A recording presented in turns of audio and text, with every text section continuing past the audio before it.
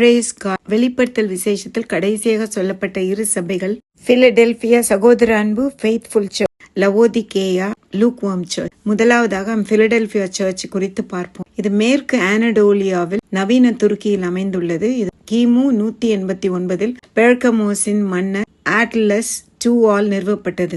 சபையின் தூதனுக்கு யோவான் எழுதும் பொழுது ஏசாமி குறித்து பரிசுத்தம் உள்ளவரும் சத்தியம் உள்ளவரும் தாவீதின் திறவுகளை உடையவரும் ஒருவரும் பூட்டக்கூடாதபடி திறக்கிறவரும் ஒருவரும் திறக்கக்கூடாதபடி பூட்டுகிறவருமாய் இருக்கிறவர் என்று சொல்லுகிறார்.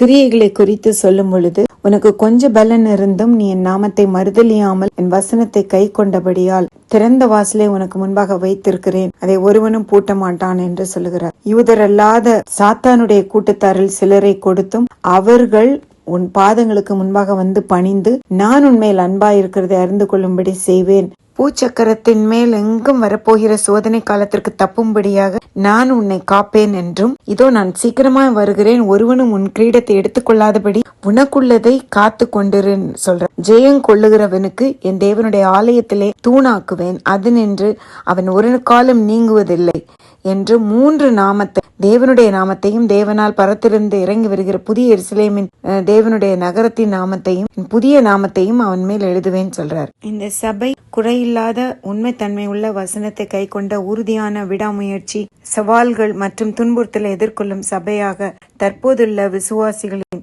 பரிசுத்தவான்களின் சபைக்கு நிகராக கூறுகிறார்.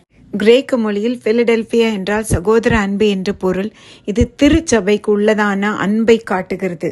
அல்லேலூயா.